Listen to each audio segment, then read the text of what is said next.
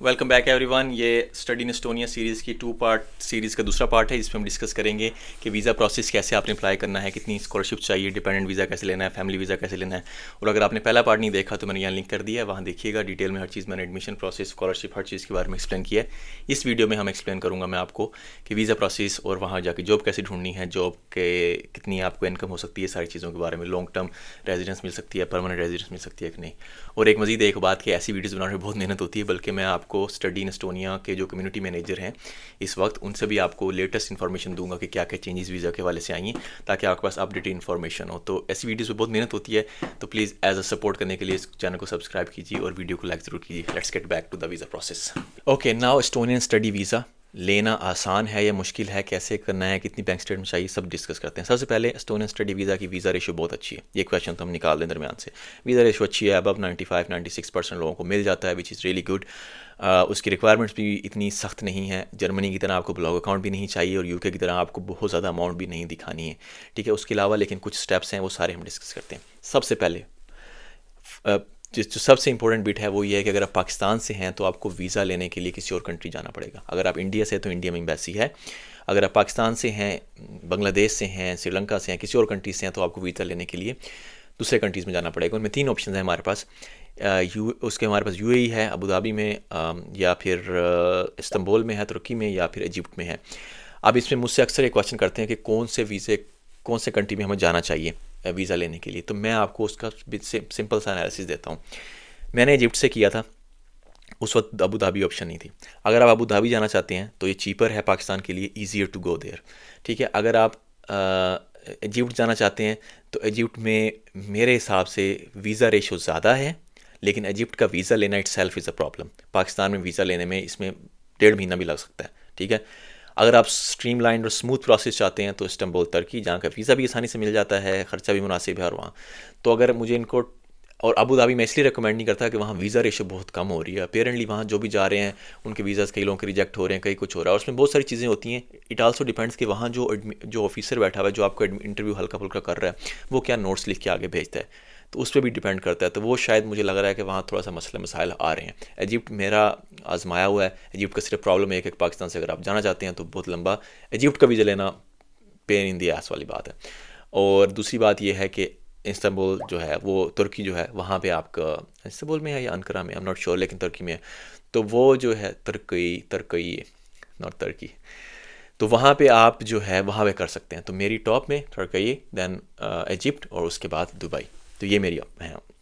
एक रूमर है चल रहा, और वो पर्टिकुलरली जो पाकिस्तानी स्टूडेंट्स हैं इनके लिए काफ़ी बेनिफिशियल हो सकता है अगर अप्रूव हो जाता है तो।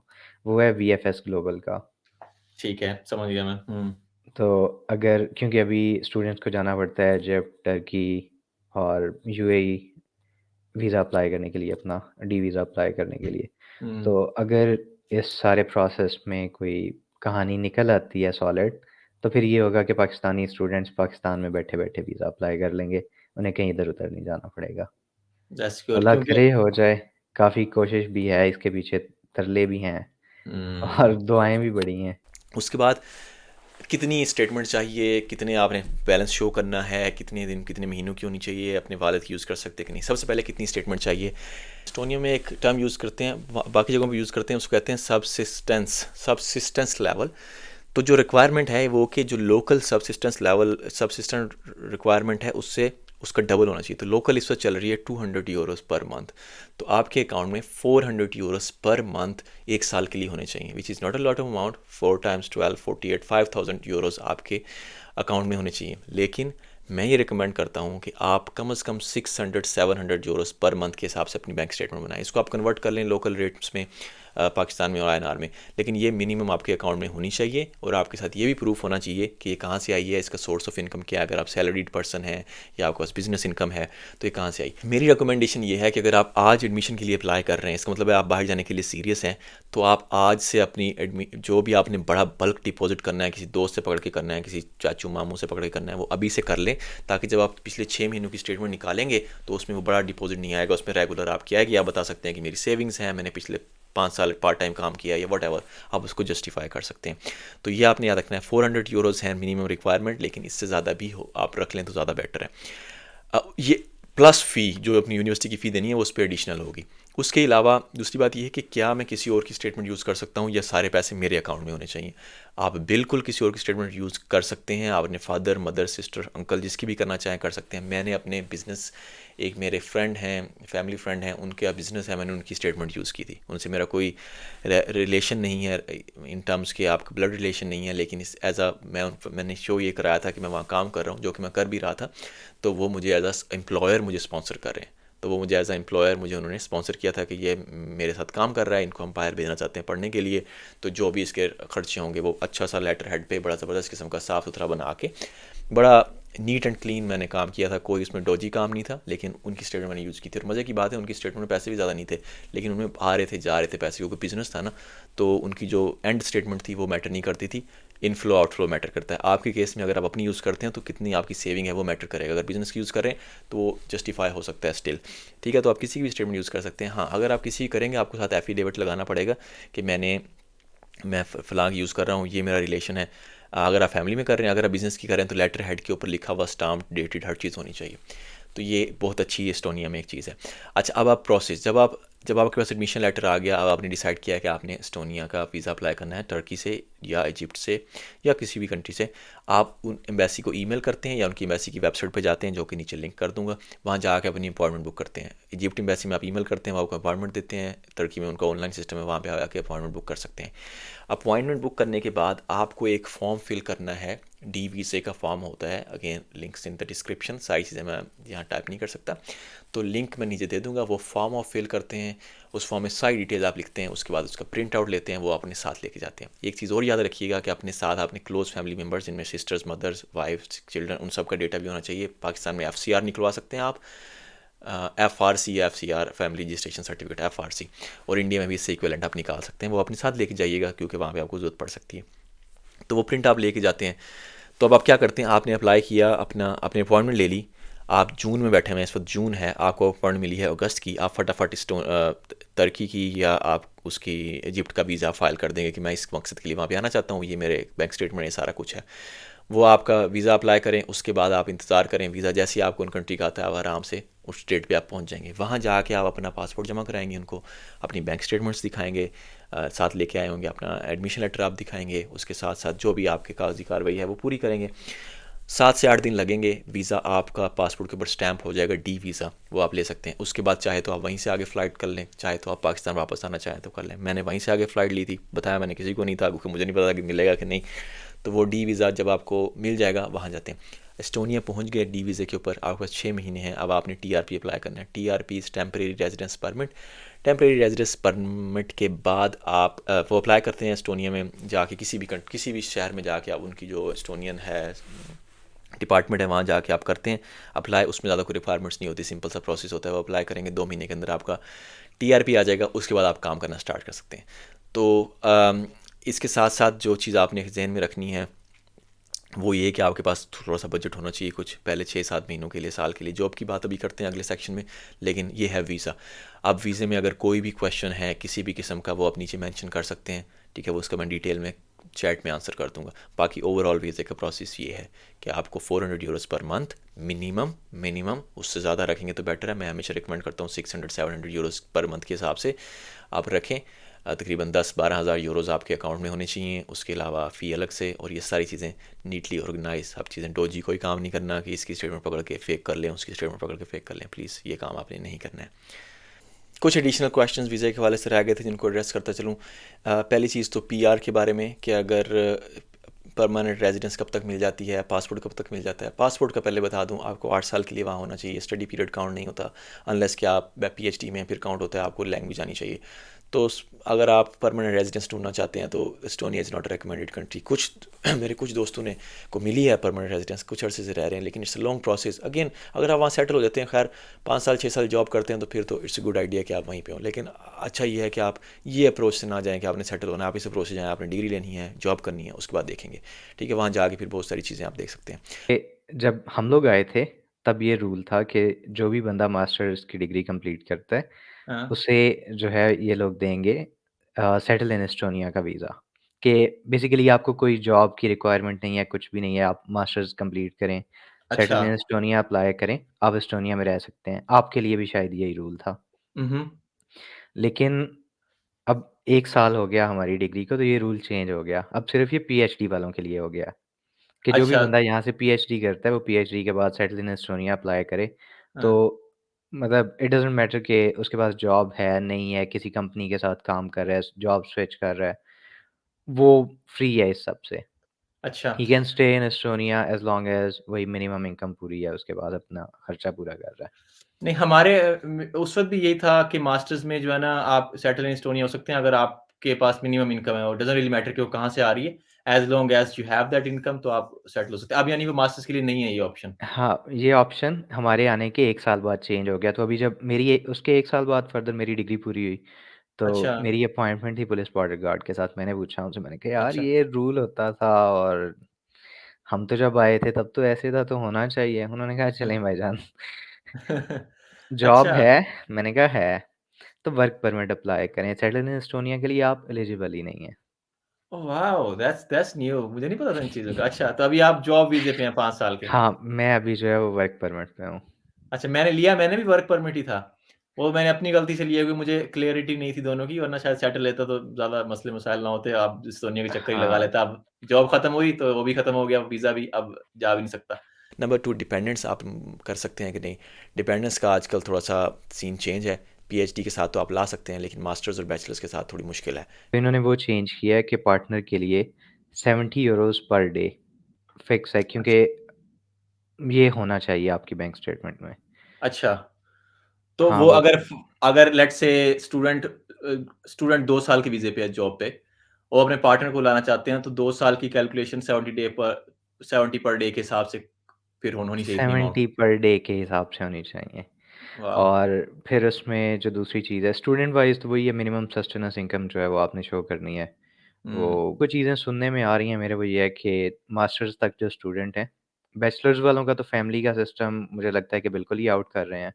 ठीक है। मास्टर्स वालों का अभी भी जो है वो किसी का हो जाता है, किसी का नहीं होता क्योंकि इनके पास मोस्टली जॉब्स होती हैं तो ये कर लेते हैं। हुँ। और वैसे नॉर्मली ये है कि पीएचडी के अलावा बैचलर्स, मास्टर्स दोनों फैमिली को फ़िलहाल अगले कुछ अरसे में भूल जाएँ। अच्छा हाँ, अगर आप मास्टर्स कर लेते हैं बैचलर उसके बाद कितनी देर का वीज़ा मिलता है आपको जॉब ढूँढने के लिए अब? 270 डेज़ वो तो सेम है। 270 डेज़ और वो उसमें आप कंट्री से मेरे ख़्याल नहीं जा सकते, आपने अंदर ही रहना होता नहीं, है नहीं कंट्री जा के। सकते हैं जहाँ मर्ज़ी जाएँ। तो उसका फिर आपको क्या नया कार्ड मिलता है या क्या होता है? नहीं, नया डी वीज़ा आपको पासपोर्ट पे स्टैम्प करके देते हैं। अच्छा और वो उसके लिए आप कोई रिक्वायरमेंट नहीं है फाइनेंसेस कुछ भी वग़ैरह की? नहीं जाएँ यहाँ पे वही जैसे ये तालिन में अपना वो एएच तामासारे पे है, हाँ, हाँ। वहाँ पे जाएँ उन्हें जाके बताएँ कि स्टिकर वीज़ा चाहिए। अच्छा, पासपोर्ट लेंगे और को मेरे ख़्याल में 30 यूरो फ़ीस है शायद उसकी। सही। 30 या 50 कोई इसी रेंज में ही है। लेके स्टैम्प करके दे देंगे जहाँ मर्ज़ी जाएँ। नेक्स्ट है एक्सपेंसेस। जैसे मैंने बताया फ़ी तो अब डिपेंड करता है किस कोर्स की है। उसके बाद तो मोटे मोटे एक्सपेंसेस आपको बताता हूँ। अकोमोडेशन सबसे रिकमेंडेड अकोमोडेशन है कि यूनिवर्सिटी अकोमोडेशन में आप रहें। चीपर है, इकोनॉमिकल है, फैसिलिटीज़ हैं और सोशल सर्कल है उसमें यूनिवर्सिटी अकोमोडेशन में। तो आपने क्या करना है, आप जैसे ही आप एडमिशन का कंफर्म होता है तो आप इसको फॉलोअप करना शुरू कर देंगे। वेबसाइट में डिटेल्स हैं जहाँ पे आप अपनी हर यूनिवर्सिटी की वेबसाइट पे अकोमोडेशन में आप अप्लाई कर सकते हैं। तो उसमें आपको मिल जाएगा 150 टू 200 यूरोज़ में, बहुत अच्छा मिल जाएगा पर मंथ। अगर आपको प्राइवेट लेना है तो आप अपना बजट रखें 300 टू 500 यूरोज़, ठीक है, डिपेंडिंग के कहाँ पे किस एरिया में आप लेना चाहते हैं। नंबर एक, ग्रोसरीज़ में आप लिमिटेड, आप अगर अच्छे से अपने आप को मेंटेन करते हैं तो 150 टू 250 के दरमियान में आप सेटल कर सकते हैं। ज़्यादा भी हो सकता है, कम भी हो सकता है, लेकिन ये मिनिमम होना चाहिए। ये दो मोटे खर्चे हैं। उसके अलावा तो बाकी तो खर्चे जो हैं, बाकी आप अपना है कि एंटरटेनमेंट पे आपने कितना लगाना है, सोशलाइजिंग पे कितना लगाना है। स्टूडेंट बंदे हैं, हमें हमें सिर्फ खाना खाना है, पढ़ाई करने के लिए जाना है, दैट्स इट। तो ये मेन है। उसके अलावा मैंने अटैच कर दिया है एक एक्सपेंस शीट जिसमें आप जाके कैलकुलेशन देख सकते हैं लाइव रेट के साथ कि पाकिस्तान के हिसाब से आपको पर मंथ कितना चाहिए होगा और कितनी आपको फ़ी और सारी चीज़ें हैं। और बाकी एकोमोडेशन ढूंढनी कैसे है प्राइवेट, वो मैं अगेन लिंक साइट दे दूंगा, उन वेबसाइट पर जाके आप आसानी से ढूंढ सकते हैं। अकोमोडेशन कितनी मिल रही है आजकल क्योंकि यूनिवर्सिटी अकोमोडेशन अकोमोडेशन की। हुँ, डॉर्म का जो सिस्टम है वो अभी जो चल रहा है लेटेस्ट, तालीन यूनिवर्सिटी वाले डॉर्म्स हैं आई बिलीव 250 यस, को ठीक है, 10-20 ऊपर-नीचे हो सकते हैं। टालटेक वाले जो हैं वो चले गए हुए हैं 160 पे आई बिलीव, ठीक है। 140 या 160 पे। वही वो शेयरिंग वाले रूम्स हैं ये, शेयरिंग ठीक वाले है। रूम्स का बता रहा हूँ। लेकिन अगर आप बाहर चेक करते हो कहीं पे भी, तो I don't think you will find a place in less than 400। या ठीक मतलब ठीक। अगर आपको 400 पे भी कोई मिल रही है तो शायद मुआवज़ा है या फिर वो जगह बहुत गंदी है। हम्म। ये 2 सही बात। उसमें पॉसिबिलिटीज़ हैं। वो एक अपार्टमेंट थे वहाँ पे जहाँ मैं रहा था आखिरी साल, क्या नाम, लिमी किस लिमी 1 बी, अच्छा। Larsen apartments.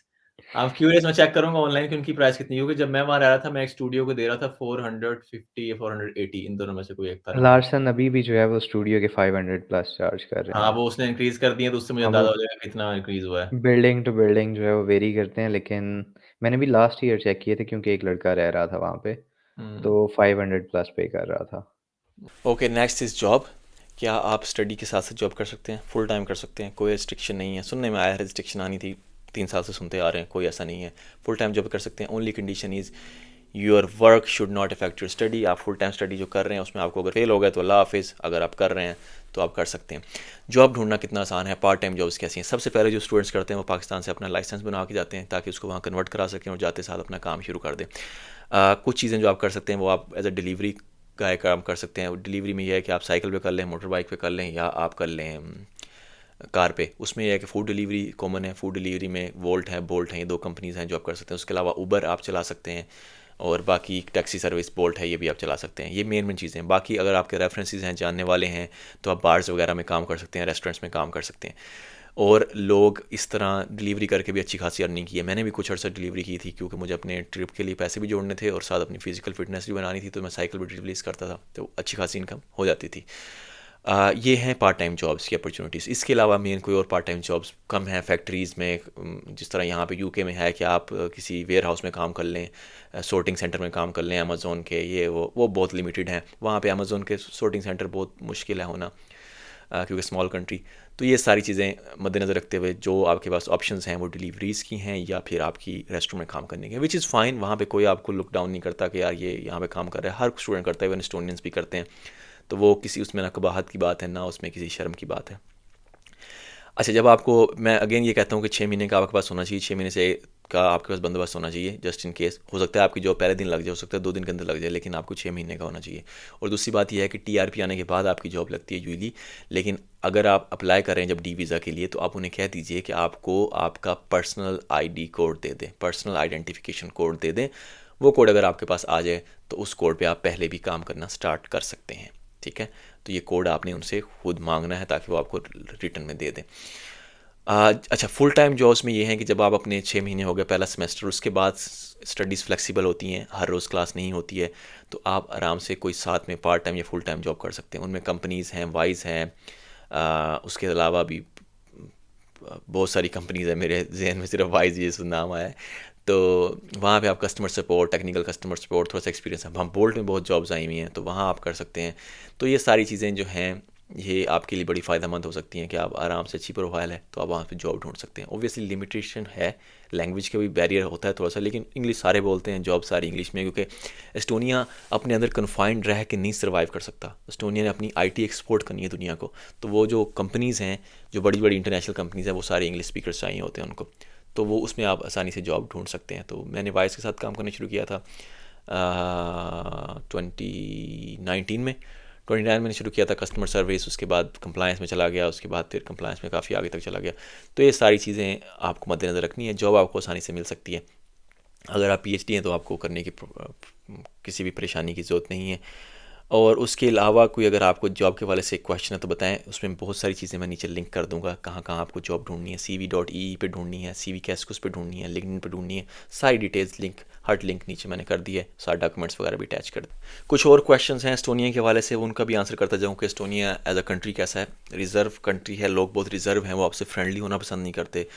अगर लेट से अगर आप सड़क पे चलते हुए गिर जाएंगे तो लोग आपको उठाएंगे नहीं, वो कहेंगे शायद खुद जानबूझ के गिरा होगा। ठीक है, ये उनका एटीट्यूड है। ट्रेन में बिल्कुल खामोश से बैठते हैं, मियाँ बीवी हों, गर्लफ्रेंड बॉयफ्रेंड हों, जो भी हों, आपको शोर कोई बातें करता नज़र नहीं आता। ऐसे लगता है ऐसे पता नहीं सुनसान सा है। फ्रेंड्स बहुत मुश्किल से बनाते हैं। उसके अलावा जो है आपको कभी इंटरेक्शन करने की ज़रूरत ही नहीं पड़ती। सोसाइटी इतनी एडवांस है कि अगर आप किसी मार्केट में भी जा रहे हैं, आप खुद ही चीज़ें उठाते हैं, खुद ही स्कैन करते हैं, खुद ही निकल जाते हैं। ठीक है। और अगर आप किसी ऑफिस में जाना है आपने, तो उसके में भी आपको ईमेल पे काम हो जाता है, सारा ऑनलाइन काम हो जाता है, तो आपको ज़रूरत नहीं पड़ती। आपको प्रॉब्लम नहीं होगी क्योंकि आप स्टूडेंट के तौर पे जाएंगे। स्टूडेंट के तौर पे जाने का फ़ायदा ये होता है कि आप इंटरनेशनल ग्रुप के साथ होते हैं, कुछ एस्टोनियन स्टूडेंट्स भी होते हैं और वो यंग होते हैं, तो उनसे इंटरेक्शन बड़ा इसीलिए हो जाता है, तो आप अपना सेटल हो जाते हैं। लेकिन अगर आप अपने बच्चों के साथ लेके जाना चाहते हैं तो it's a tough place for kids, क्योंकि एस्टोनियन लैंग्वेज का मसला है, इंटरनेशनल स्कूल एक तो हैं। तो अगर आपकी कोई बहुत ही बड़ी मजबूरी ना हो, नंबर एक।